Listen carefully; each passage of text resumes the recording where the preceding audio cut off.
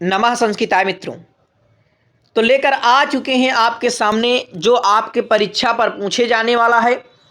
और यहाँ से भी देखिए आपके प्रश्न बनते हैं।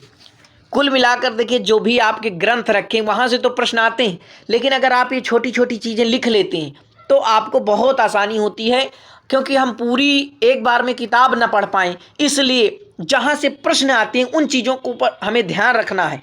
जैसे कोई भी कवि है, उसका आपको परिचय कि भाई उसकी कौन कौन सी रचनाएं हैं, वो कहाँ जन्म लिया, उसका विद्वानों के अनुसार समय क्या माना जाता है, उसकी कौन कौन सी रचनाएं हैं, उन रचनाओं में कितने श्लोक हैं, कितने खंड हैं, ये जानकारी आपको जानना चाहिए, क्योंकि अब परीक्षा का लेवल बढ़ रहा है। स्वप्नवासो दत्तम आप खूब जानते होंगे किसकी रचना है, ये महाकवि भास की रचना है। अगर भास का नाम आ गए तो भास के 13 नाटक आपके दिमाग में आ जाए। स्वप्नवासो दत्तम में कितने अंक हैं ये आपके दिमाग में आ जाए। भास के 13 नाटक आपके दिमाग में घूमने लगे। इस प्रकार से तैयारी करिए।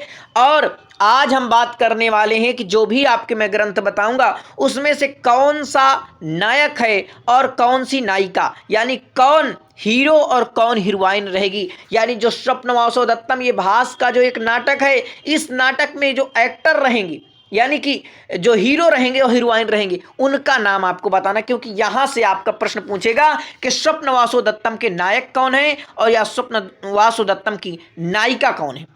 तो स्वप्नवासो दत्तम के नायक अगर पूछे तो नायक भैया उदयन है, वासो दत्ता है नायिका।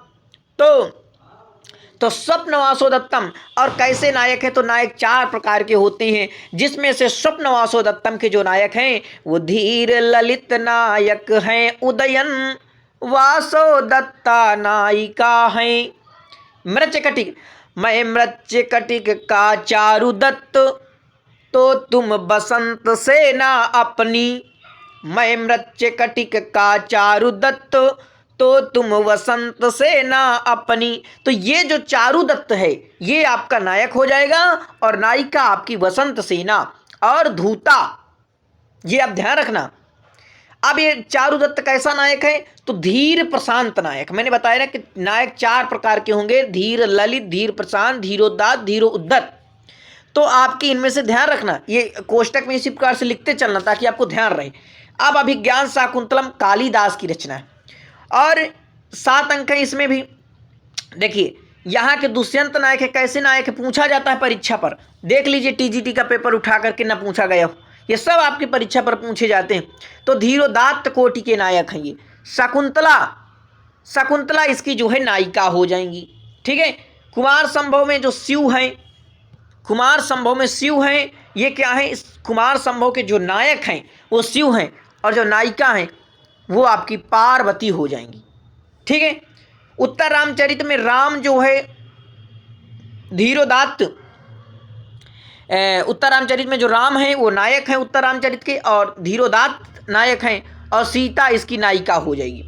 किरात अर्जुनियम में देखेंगे अर्जुन इसका नायक है और वो भी धीरोदात्त कोटि का नायक है, और द्रौपदी जो है नायिका है। तो अब धीरोदात्त कोटि के नायक कौन कौन हो गए ये भी आप दिमाग में रख लीजिए कि भाई आपके दुष्यंत धीरोदात्त कोटि के नायक हो गए, राम आपके धीरोदात्त कोटि के नायक हो गए, और आपके अर्जुन धीरोदात्त कोटि के नायक हो गए, ठीक है। ये आपको ध्यान रखना है। किरात शिव यानी सहनायक है, ये जो है क्या है, किरात जो है सहनायक है। आगे चलते हैं इधर, थोड़ा मैं और इसे जूम कर देखिए। अब देखेंगे मेघदूत। मेघदूत भी आपके कालिदास की रचना है। 121 पद हैं, आप जानते हैं मेघदूत को अच्छी प्रकार से। मल्लीनाथ 121 मानते हैं और 6 श्लोकों को प्रक्षिप्त मानते हैं, तो 115 श्लोक भी हो जाते हैं, है ना, ये सब आप जानते हैं। देखिए मेघदूत के जो नायक हैं वो यक्ष हैं और इनका ब्रह्मवैवर्त पुराण के अनुसार नाम बताया गया है हेममाली, और जो नायिका हैं वो यक्षिणी हैं जिनका नाम विशालाक्षी है। शिशुपाल वधम के जो नायक हैं वो श्री कृष्ण हैं, वो धीरोदात्त कोटि के नायक हैं, और जो नायिका हैं वो सत्यभामा रुक्मणी हैं। ये आपको ध्यान रखना है। नैषधि चरितम की हम जब बात करते हैं तो नैषधि चरितम नल इसके जो है नायक हो जाएंगे, वो भी धीरोदात्त कोटि के नायक हैं, और दमयंती जो है नायिका हो जाएंगे। रत्नावली देखिए उदयन, मैं रत्नावली का उदयन हूँ तो तुम रत्नावली बन जाना, अपने से बना लीजिए। तो ये रत्नावली का उदयन वो भी धीर ललित नायक है, और रत्नावली यानी सागरिका ये जो है नायिका हो जाएगी। कादंबरी क्या है? कथा है। रत्नावली एक नाटिका है जो 4 अंकों में है, ध्यान रखना। कादंबरी कथा जो है चंद्रापीड़ नायक है, वो भी धीरोदात्त कोटि का नायक है, वैश्वपायन सहनायक है, और राजहंस ये इसका हो जाएगा। तो ये जो है सहनायक वैश्वपायन हो जाएगा, महाश्वेता सहनायिका हो जाएगी, कादंबरी जो है आपकी नायिका हो जाएगी। तो सहनायक का भी नाम ध्यान रखना। 10 कुमार चरितम की बात करेंगे तो राजहंस नायक हैं और विलासवती जो है नायिका हो जाएगी, ठीक है। और राजवाहन ये आपका राजहंस जो है 10 कुमार का जो है क्या हो जाएगा? नायक हो जाएगा। और विलासवती जो है आपकी नायिका हो जाएगी। आगे बढ़ेंगे मित्रों तो वेणी संघारम की बात करेंगे, ठीक है। वेणी संघारम की बात करेंगे तो ये आपका वेणी संघारम के जो नायक हैं वो भीम हैं, धीरोदात्त नायक हैं, और द्रौपदी जो है आपकी नायिका हो जाएगी, ठीक है।